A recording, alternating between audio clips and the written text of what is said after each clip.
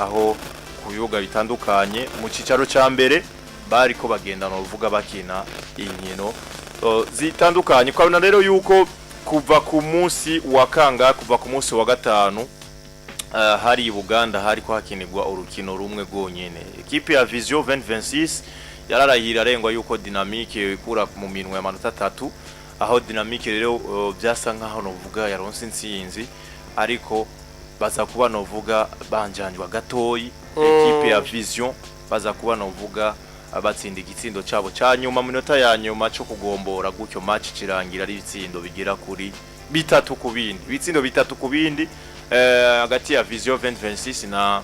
Burundi Sport Dynamique. Ku munsi wa gatandatu Academy Deira byakabaye kera baronka intsinzi yabo ya mbere haheze igihe kinini ya cyane gose, mu ntango za championnat niho novuga kumbure novuga bari baheruka gutsinda. Ariko rero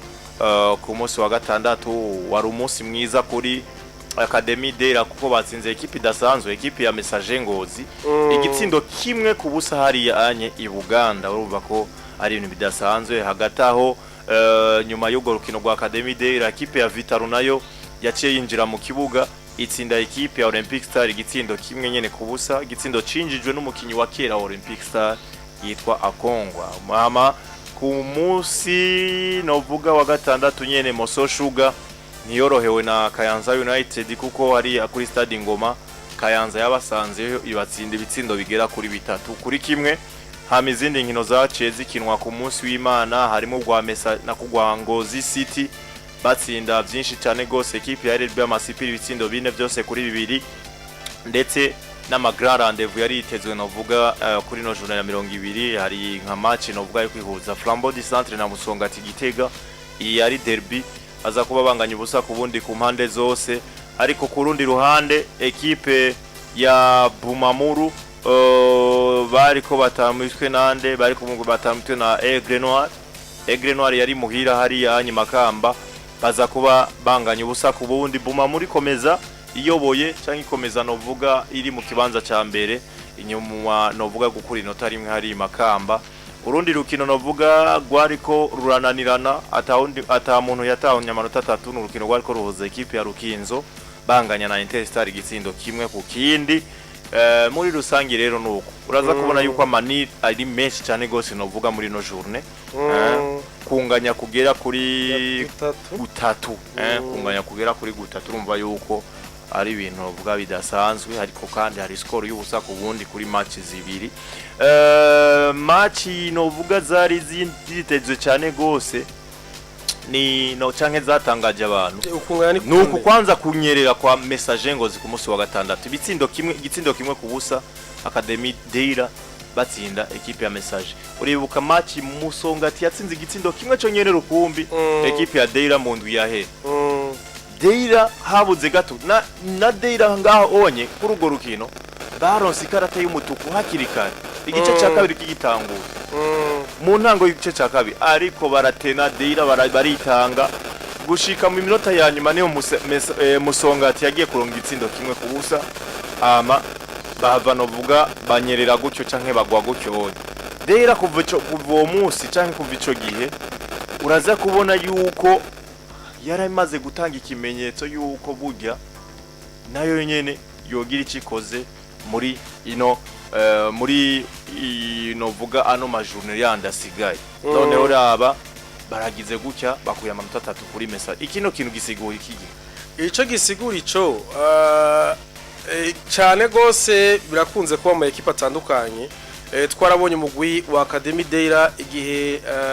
uronse uburenganzira bwo gukina mu cicaro ca mbere. Twese turavuga ati uyu mugwi n'umugwi mwiza urakima match amiko ameze neza, utanguye championnat imeze neza iri muri Big Four nk'amacune nk'atanu.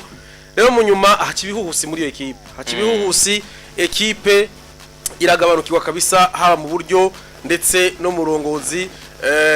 Muranumva n'ivyayishikiye cagihe abakinyi babo bashobora gukora amakosa hirya no hino ndetse bakanashobora no gufungwa. Ivyo vyose nibihusi vyaciyemwo mu mukugwa Academy Deira baheza phase ale bamerewe nabi cyane gose ndetse benshi baravuga bati Academy Deira gusura kumanuka kabisa biraboneka bikaboneka yuko harabaho uburongozi buhinduka biki ariko hari ibintu bikunze gushika Alonso iyo umugwi kabisa wagiye kwitapi bikanka hari gihe nko muri phase retour bashobora kwirimbura akavuga ati turabo mu gutuvyura kumbure nta bintu by'amakuru menshi bikunze kuvugwa ngaha mu Burundi ushobora kumva ngo hanaka ari ibintu byahindutse ukabona guswa bwa ati uburongozi busigaye bufitwe n'aba basigaye bafise kumbure abafata bikorwa aba naba ugasanga ba bantu baraduze gatoyi ntihagire umuntu anabimenya ugasanga rero turakritwa bagize dukeyi canke baramotivye n'abakinyi abakinyi bakavuga bati akamotivation karabonetse dushiremo kagatege natwe ugasanga abakinyi bari babi rero ikintu cyo kibanu kiza bayaba equipe yavuga ati ngiye gukina na Academy Deira abara amanota 3 ari facile ngiye kwitorera rero bica bigwa kuri inde bigwa kuri Musongati bagiye gukina Musongati kumbure igenda yaregeje ariko abona barabasha kubahagarika Musongati gire amahigwe rero ngitsindo message ngozi nayo kumbure turavye nayo muri kino gihe ibintu rimwe turabona yuko nyuma yaho habayeho guhinduka uburongozi habayeho umumenyereza avuye akazu yundi ivyo ni ibintu kenshi bikunze guperturba equipe n'abakinyi babasanzweho gusubira kumenyana no kunywana n'undi mumenyereza mushasha zana ama system doje yiwe mashasha ivyo navyo ne biratera iki gatoya kantu kimpinduka ariko vyongeye bashobora kuba baje bavuze bati aya manota kumbure yoroshe bakazi Buganda bavuga bati aya manota tuzoyatwara ariko Academy Deira kazi bati twebwe rero twe twarahinduye babatsinda igitsindo kimwe match yari kimwe kubusa ndize nakekeranya yuko message ngozi yatangaye kubona itakaje ayo manota 3 kuko no munsi yishira habi bizoyifata inguvu nyinshi kugira ngo irabe ko yoduga rero vyumvikana yuko Academy Deira iri kwirekana yuko hari ikintu cahindutse ishobora gusanga ishizemwo agatege yoshobora gusanga ivuye ahabi kava mu murongo tukura kuno munsi urabona yuko bari habi bashobora kuba yari 19 burya ya 20 vyumvikana ko baronse amanota 3 baca bagira amanota 12 baca banganya na dynamique cyo cabanganya musosho gitsi basumba inota rimwe gihe vyumvikana ngaba bandanije kuri uyu murindi bashobora kuva ahatukuru gasanga bararokotse ntibamanutse nico tubifuriza rero numva vyumvikana yuko ari ikintu ciza babananyirize ngaho nuko kuri message ngozi equipe ifise umusaruro mubi cyane gose muri zino match zingahe ziheze match zigera kuri zitanu zose ziheze baronsa amanota 2 yose abiri yonyene muri match zitanu amanota 2 make cyane gose make cyane gose yumvire gushika naho na Deira babasumbije no vuga umusaruro kuri zino match zitanu ziheze ni kuvuga ko equipe yonyene basumba umusaruro muri zino match zitanu ziheze n'amasipiri yonyene gusa muri equipe 16 wowe uri nka message ngoze bageze mu kibanza c'icumi mu manota 15 uronse mwabiri umusaruro mubi utari bwakabone ni biswa na Vivier Bahati equipe ikiramugora iri kwiramugora cyane equipe ikiramugora nimwe navuga nti kuzura umunyereza mushasha ufasha umugwi wari ufise umunyereza imyaka irenga 5 bigusaba ingufu nyinshi kugira ngo babakinyi mushobore kunywana system doje wawe bisaba ingufu nyinshi gose rero vyumvikana Vivier Bahati arayandi ma equipe abamenyereza ari bashasha bashize tushe sizivuga nka Bumamuru none umunyereza wa Bumamuru si mushasha witwa Gustave niyo nkuru ni mushasha ni muri no seza atanguye tushe sizinywa ariko witwa Jimmy nawe si mushasha ari ico rero kubwira Garonso urumva burya ico no kubwira nasanze iyi Primus League irafise abakoca bayo na Interstar ni nivyo nagenda kubwira irafise abakoca bayo baba koca uvuga uti uyu equipe yose yojamo eske message ngo zini equipe mbi ndikumvuga kubamenyereza hari abamenyereza ngaha muri Primus League naho bashira muri equipe ntibashobora kunyuzwa ni gake kuko bamaze imyaka myinshi muri championnat urabe Jimmy Ndayizeye urabe Mutombora urabe Omar ntakagenda nawe kuze kumugura gatoyi uyundi ni uyu Gustave niyo nkuru uyundi vyakunda gukundira cyane gose nuko yavuye yerekeza hano nijo sire bipfubusa abo bamenyereza ngaha muri Primus League nukuri ntiwobahenda ekipe yose bojamo barazi kwiyenteka kuko bamaze imyaka myinshi kuko na bamwe muri abo ni bamwe imbere yuko baba abakoca babaye bakiyokya muri Primus League nyene bakaba bazi ingene ibintu bigenda bamenyereza imyaka itari mike harabagiye baraca mu migwi itandukanye harabaguye mu mwanya munini rero iyo bagiye mu mugwi ntibashobora kuba depese bavuga ati turamenye ivyo tubigira rero mbona yuko Vivier Bahati kumburengira gosezi kurikirana ariko rabisaba ariko ubu riko biramugora nuko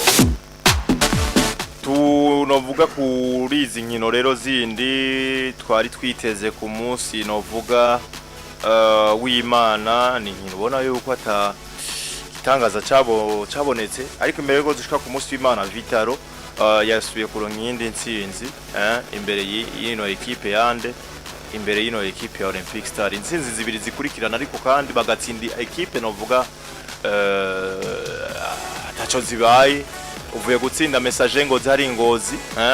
ariko ciyuzu utsinda Olympic Star yaheruka gutsinda ekipe ya Aigle Noir kuri Vitaro by'ukuri iyi ni sinye nziza cyane gose ni Vitaro burya ivyayishikiye mu ntango na cyane ubwa muri phase are iyi cyane mu mpera gato iza phase are ukatubandanyiriza na debut ya phase ntivyagenze neza ariko ndabona Sao Paris ndetse twarabonye abakinyi menga kuri 5 batari bane bazanye bashasha kumburengera arico ariko barabafasha tukabona igaruka yiza nyuma yo kuva muri Brazil ndavuga uyu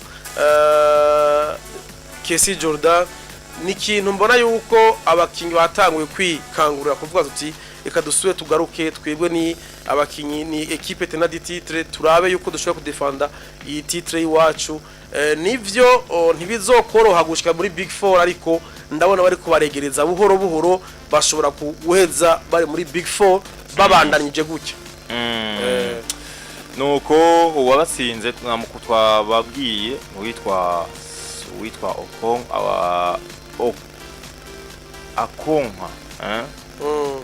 mu bakinyi bakera bino equipe ya Olympic Star ukabona rero yuko ari ikintu ciza cyane gose Vitaro ikomeza kwiyubaka bafise match dasanzwe novuga mu mpera z'inondwi kuri juna ya 20 ni match bazokina na equipe ya Bumamuru ari match zobikoma Bumamuru izobakira nico kimwe gusa ni Akimana Akonkwa niwe yatsindiye Vitaro mukinyi wa kera Olympic Star byumvikana ni Vitaro izi match zikomeye iri kurazikura gukuramo Olympic Star ko yitsinda aha yoza igatsinda Bumamuru nubwo bitazoba byoroshe ntitakaze ariko ntitakaze bipfume bagira ati basi dufume tunganya kugira ngo barabe yuko boshobora kugira iki boshobora basotera kuri ya Big 4 nakubwira Bumamuru nayo no munsi ubona yuko itsitaye igatsitara kuri inde boy ni mana za Bumamuru nuko n'imigwiri nyuma yabo yose yatsita nuko agezema zatsitaye za Rukinzo zatsitaye ariho ngaro kuba ari kubariruka nande na Aigle Noir byumvikana ko Bumamuru bwa ati ntidusure gutsitara nimba ndamushi dushaka gutsitara n'iyindi gatsitara ntivyamaho bagiye guhura na equipe ikomeye nka Vitaro ishora kuza burazi yuko nubwo no mu mwaka uheze no ko bitari byo biyorohera Bumamuru ariko no munsi yatweretse yuko igarutse ikomeye na Vitaro yo nahaye ho kuvuga tuti ya rivality ihari hagati ya Bumamuru na Vitaro match zo bikomeye cyane gose Vitaro yo tsinda Bumamuru urabona yuko yobije mu bibanza vyiza rero ni match zo bikomeye ariko kuri Vitaro nishiramo gatege kugira ngo irabe yuko yoja mu yandi ma equipe muri Big 4 Bumamuru nayo nimba ishobora gutsinda iyo match iyitsinze yoba yiha ya silence kuvuga ati biko biregereza turashobora kuba turakabakaba igikombe bikunze uko 20e journée chasigaye 10 journée sizike ariko haba hari mwicizeye umunsi wa gatandatu rero Vitaro bakora affaire neza cyane gose mu gutsinda ino equipe yande ino equipe ya Olympic Star gutyo bakomeza kugarukana icizere no kubarorereza bien si tuve kuri no match ya Vitaro ku munsi w'Imana Aigle Noir na Bumamuru hari anye kuri nkuru nziza Peace Park Complex Gisenyi banganyije ubusa ku bundi urumva yuko ata kintu cavuyemo. Nico novuga kuri Aigle Noir c'était un match à gagner kuko uri muhira gukina n'umwe mukurikirana ukora ibishoboka byose kugira ngo ushobore gutsinda iyo match ariko ko batayikatakaje kuko ngaho je mbona yuko ari une victoire à moitié yande ya Bumamuru kuri Bumamuru c'est comme une victoire kuko kuba ugiye à l'extérieur kugenda imakamba ntutsindigweyo ni Bumamuru ivuga ati twagerageje gukora affaire kuko twayibujije twagabuye amanota mbega ukiyumvira ati baramaze gukina i Buganda muri phase retour oya ni match are i Buganda siningene vyagenze ariko uko biri kose Bumamuru yakoze affaire avuga ati uyu niwe dukurikirana hamwe yonsi baranganyije urumva avuga ati natwebwe twaragabuye katugere tugabure kuko bari ngo turiruka rero muri yuko ni affaire nziza kuri Bumamuru ariko Bumamuru na FC akazi kujoja gukina na Vitaro nakazi gakomeye matchare urukino bakiniye Uganda banganje kimwe kukindi banganje kimwe kukindi nivyo rero nuko vyifashe Bumamuru bagirageje bavuga ati twebwe tutegereza nabwo kubandanya turi muri kino kibanza ca mbere nifata kibanza nawe ntabwo ari Aigle Noir ko twatomboye irakiduhereza natwe sitwe twoca tukibaha bakoze affaire nziza ntabwo barakarakazi koroshe rero nuko kurundi rukino novuga yuko kumbure Rukinzo baba yaranyereye ni Rukinzo yanganyije na equipe ya Interstar kimwe ku kindi kana rero yuko byukuri Rukinzo iragenda ngaye gatsinda 5 gatsinda ariko kuno kuni zikanyerera isezo kuri Rukinzo sinziza gitsindo kimwe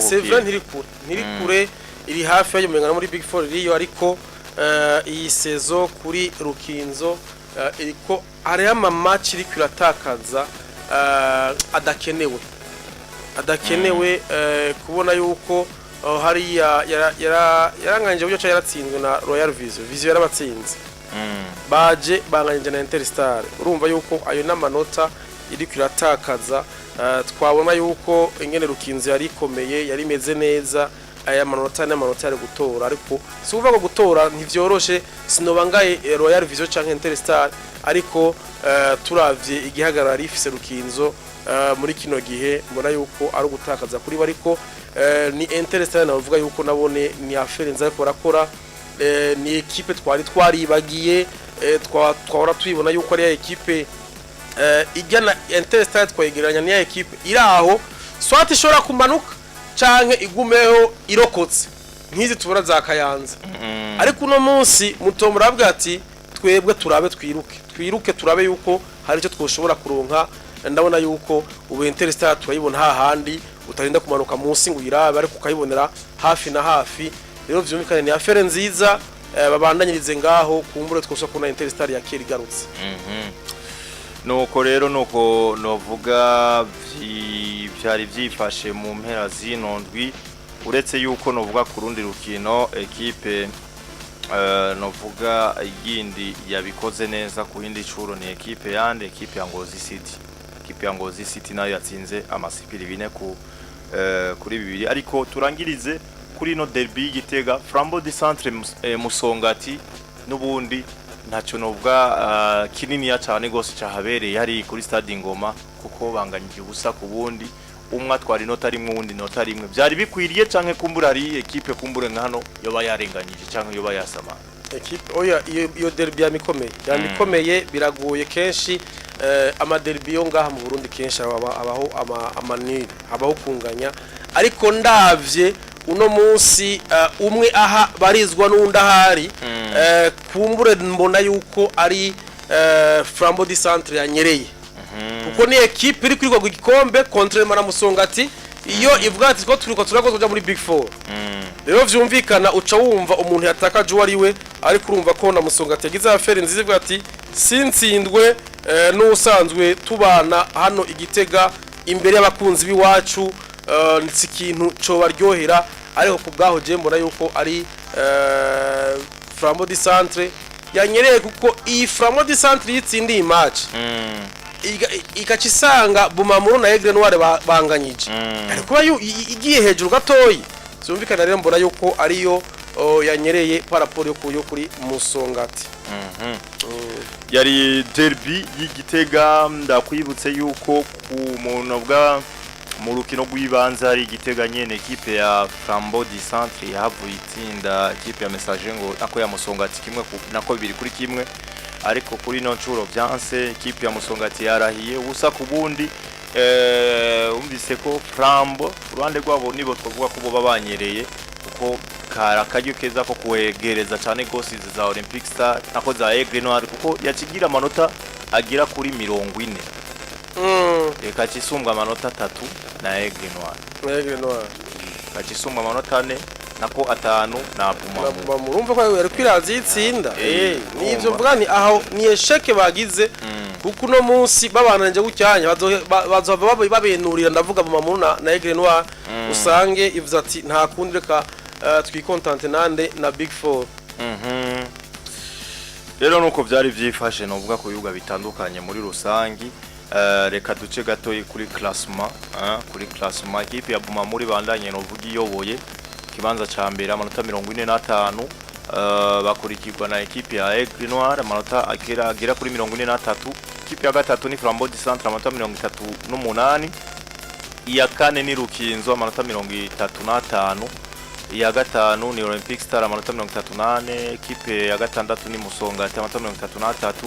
Vitaro iri mu kibanza c'indwi amanota 32 c'umunani ni equipe ya Ngozi City amanota 30 bayanganya na equipe ya Interstar ariko equipe ya Ngozi City ifise ibitsindo bine baziganyije Interstar nayo ifise igitsindo kimwe cyonyene baziganyije equipe y'icumi ni Messager Ngozi bafise amanota 28 ya 11 ni Kayanza United amanota 55 ya 12 ni equipe ya Royal Vision 2026 amanota 28 Moso Sugar bari mu kibanza ca 13 amanota 13 Dynamique bari mu rongo utukura mu kibanza ca 14 amanota 12 yonyene amanota 12 bayanganya na equipe ya 15 Deila ariko Dynamique bafise umwenda w'itsindo 21 mu gihe Deila bafise umwenda w'itsindo 27 equipe ifata ikibanza ca nyuma iyo turabona yuko yamaze gukoroka kibanza ca 16 ni Amasipiri bafise amanota 6 yonyene kugeza ubu onye nivyo twovuga novuga mu cicaro hariya anye ca mbere mu mupira w'amaguru ariko kandi murabizi yuko mu cicaro ca kabiri bari mu karuhuko kurindira phase retour bari mu karuhuko mu kurindira phase retour ariko kandi no mu bigeme hariya anye ntibaragaruka mu kibuga nako mu bigeme ugiye kuraba neza ubigeme ubu ni mu cicaro ca kabiri niho batanguye cicaro ca kabiri niho batanguye no vuga championnat mu mpera z'inondwi hari nka equipe nka Lyon baratsinzwe na Aigle Noir 3-0 GTGF batsinze Women 2-1 ama equipe ya Smart batsinze Panther bitsindo 5 byose kuri kimwe niyo bacugurura navuga ihiganwa ryabo muri rusangi turafise hano kirangamisi c'ukungene ko di president izocibandanya mu gice gikurikira muri turu ya mbere ariko reka tuzoce tubigaruka ko ku munsi wecu